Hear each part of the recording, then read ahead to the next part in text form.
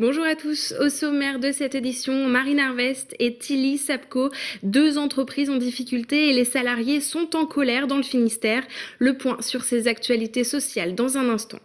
L'isotrétinoïne, une nouvelle fois mise en cause. Une mère de Plouhinec accuse cette molécule utilisée dans un traitement contre l'acné d'être responsable du geste de son fils. Il a mis fin à ses jours. Et de la voile pour finir avec le recrutement de nouveaux skippers pour la team Jolokia. Une sélection ouverte à tous les profils. Vous découvrirez tout cela dans un instant. Bienvenue dans cette édition du mardi 5 novembre 2013.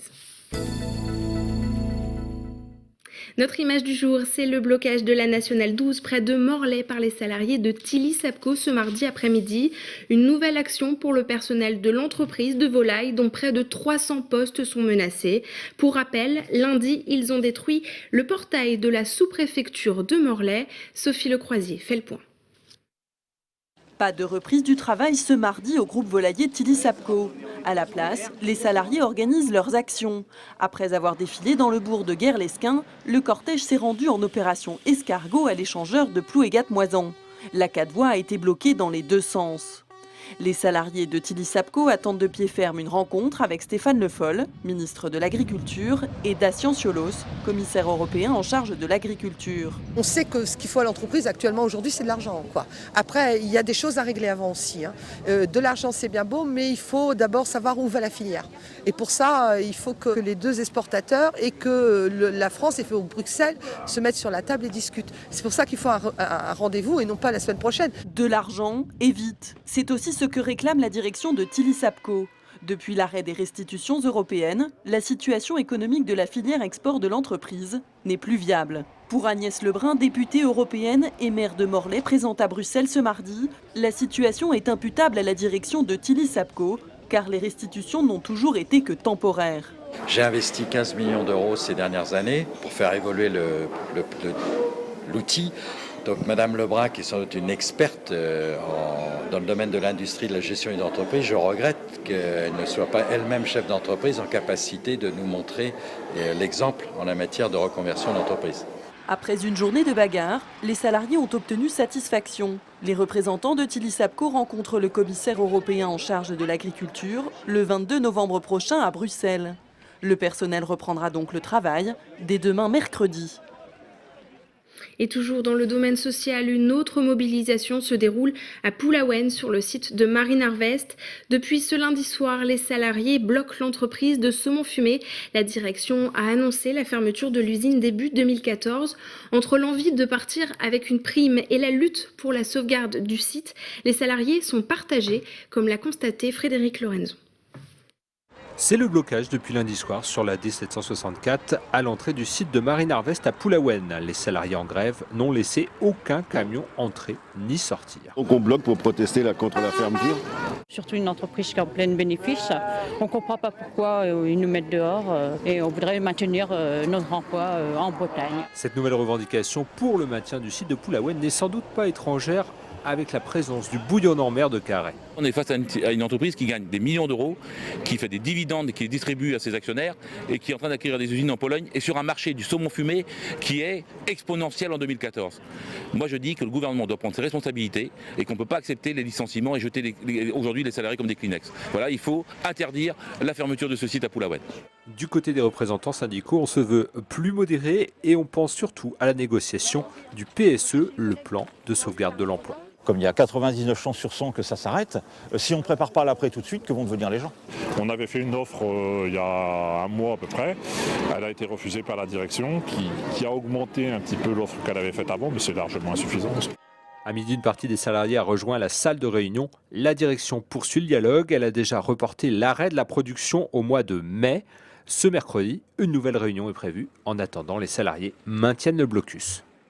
Et c'est aussi la grève à la Cinémathèque de Bretagne à Brest. 7 salariés sur la dizaine que compte la structure ont stoppé le travail ce mardi. Ils mettent en avant des violences morales et des problèmes de gestion et de direction. Pour le moment, la grève est illimitée. Un traitement anti-acné de nouveau au cœur d'une polémique. Dans le Finistère, une mère a porté plainte contre X pour homicide involontaire. Elle accuse un médicament contre l'acné d'être à l'origine du geste fatal de son fils. Le jeune homme a mis fin à ses jours en août 2012. Les explications de Frédéric Lorenzo. On trouve le lieu de l'accident de mon fils, là où il s'est suicidé. Il a pris son élan et il a projeté sa voiture sur le mur de l'église de Plouhinec. Comment expliquer le geste de Guillaume ce 5 août 2012 ? Pour Gabrielle, sa mère, c'est le traitement acnéique que son fils prenait qui est la cause de ses pulsions suicidaires. Mon fils s'est suicidé suite à la prise d'un médicament, le Curacné, spécifique pour l'acné sévère. J'ai eu des témoignages de son patron qui l'avait convoqué au mois de juillet parce que Guillaume avait beaucoup changé au niveau caractère.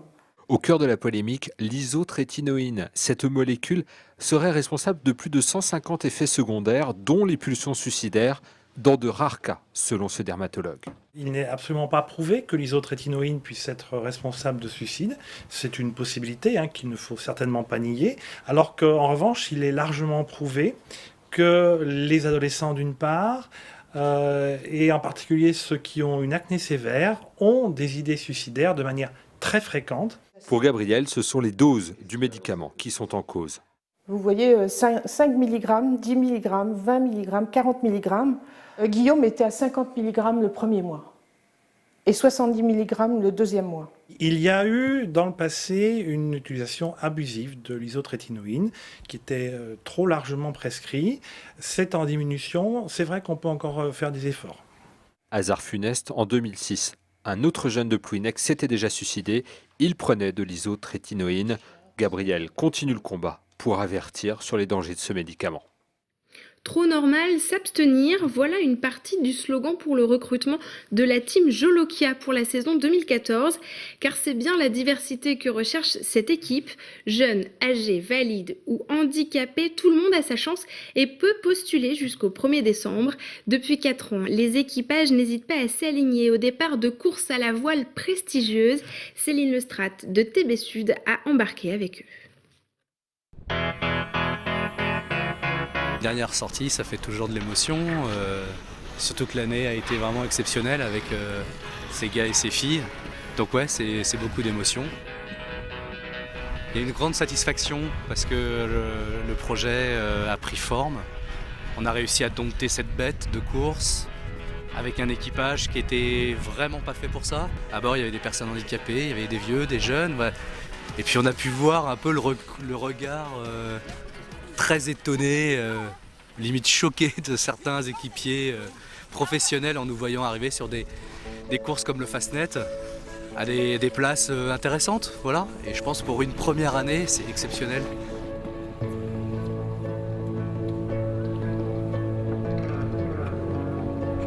Ben, t'es paré? Ouais. Allez, leader!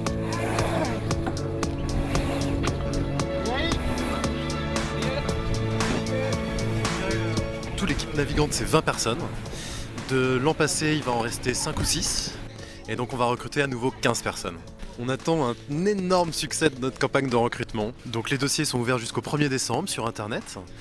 Et après, on va faire un petit tri pour arriver seulement à 40 personnes qui auront la chance de pouvoir tenter d'aller dans le dernier carré pour être dans les 20 sélectionnés.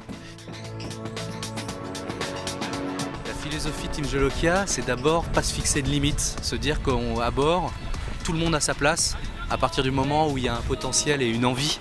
C'est un peu aussi une folie assumée. Et on reste dans le domaine de la voile avec notre chiffre du jour, 3600 milles nautiques. C'est la distance qui relie Sada en Espagne à Pointe-à-Pitre en Guadeloupe.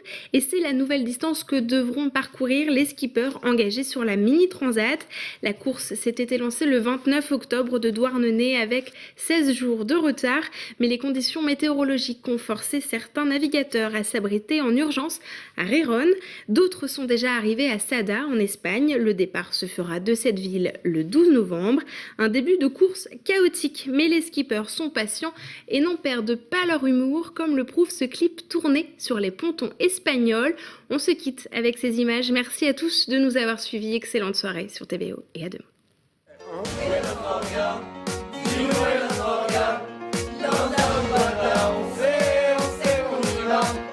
Hasta